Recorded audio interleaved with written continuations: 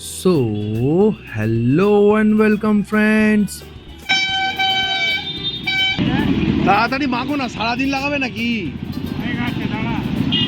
শখের blogger, Hangla Riders and travel হক সিরিজের আরও একটি নতুন ভিডিওতে সকলকে ওয়েলকাম। সো আজকের ভিডিওতে তোমাদের সঙ্গে পরিচয় করিয়ে দেবো এমন এক মানুষের যিনি লোকালে খুবই ফেমাস, ভবানীদা, আমাদের এলাকার সবচেয়ে ফেমাস ফুচকাওয়ালা, যার ফুচকাকে ভালোবাসে এলাকার 8 থেকে 80 সকলেই, সে স্কুল পড়ুয়া হোক বা পথ চলতি মানুষ। ভবানীদার সঙ্গে পরিচয় আজ প্রায় 14 থেকে 15 বছর, সেই স্কুল লাইফ থেকে। ভবানী ফুচকা সাইজ দিন দিন ছোট হয়ে যাচ্ছে।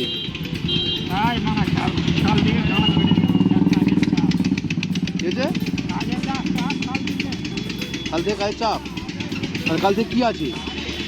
বিয়েবাড়ি 3000 অর্ডার, আবার আগের রবিবার 3000 অর্ডার খালি। অফিস টাইমে ওষুধ খেয়ে নিয়েছো কেন তুমি? আমি মাঝে মাঝে খাই। অফিস টাইমে খাবে তো বলে? অফিস শেষ হবে তারপরে খাবে। কালকে বিয়ে বাড়ি ছিল, তাহলে কালকে বিয়ে বাড়ি আছে, আর তারপর আবার আর কোথায় আছে? আবার আমার কোন ফোন আছে? এখন তো বিয়ে বাড়ির সিজন চলে এলো। এবার দাড়ি কাটে সব চৌকে থাকলো, জামা প্যান্ট নতুন পরবো। এই তো চলে যাবো, কি বলে উলবেড়িয়া যাও, একদিন উলবেড়িয়া ঘুরে এসেছো। উলবেড়িয়া স্টল লাগ গেছে, উলবেড়িয়া রাসের মেলায় স্টল দিয়ে এসেছো। ফালতু ছেলে গো। হ্যাঁ, তা ভাড়া বলবে না ফালতু ছেলে, আজকের জিনিস ফালতু ছেলে বলবে তুমি? আজকে হয় ছোটবেলা থেকে, আজকে নয়। তোমরা যে এরকম আছো ওইরকম, এই জন্য একটু মজাক করি আর কি করি। আমার তার চিনাই ফুটদার আছে কি ভাইকো।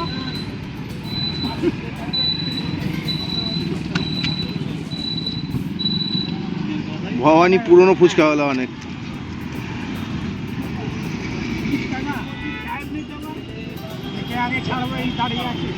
ও ঠিক আছে, দাও না, তুমি নাও, দাও, আমি দাঁড়িয়ে আছি, নাও তুমি নাও না, তোমাকে তো ডায়লগকে মারতে।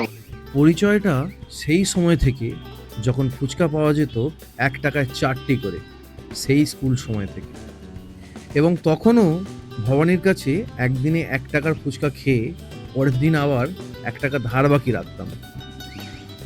আর আজও সময় পেলে বন্ধুবান্ধবদের সঙ্গে নিয়ে চলে আসি ভবানীদার ফুচকা খেতে, কারণ অসাধারণ লাগে ভবানীদার ফুচকা খেতে। অন্য কোনো জায়গার ফুচকা এতটা হিট করে না মুখে যতটা ভবানীদার ফুচকা ভালো লাগে। আর তার সঙ্গে নস্টালজিয়া তো রয়েইছে।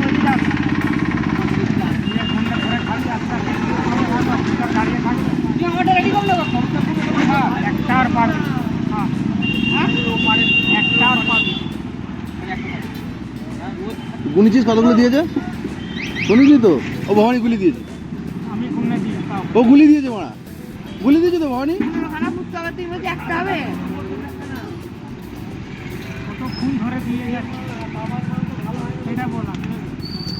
ভবানী ঘেঁটে দিয়েছে, গুলিয়ে দিয়েছে।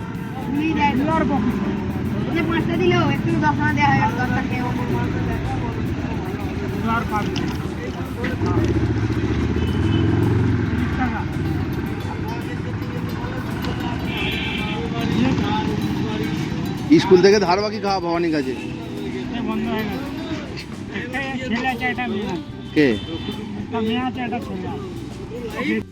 এবং ভবানীর সঙ্গে এত পুরনো পরিচয় হওয়ার জন্যই মাঝে মাঝে যখন ভবানীদের কাছে আসি, ভবানীদের পিছনে লাগি, একটু ইয়ার্কি করি, আর সেটা ভবানীদা নিজেও এনজয় করে, ভালোভাবেই নেয়। আজ পর্যন্ত 14-15 বছর যতদিন এই মানুষটাকে দেখছি একই রকম রয়ে গেছে, পাল্টায়নি, একই রকম দেখতে, আর স্বভাব চরিত্র একই রকম রয়ে গেছে। 30 বছর হয়ে গেছে।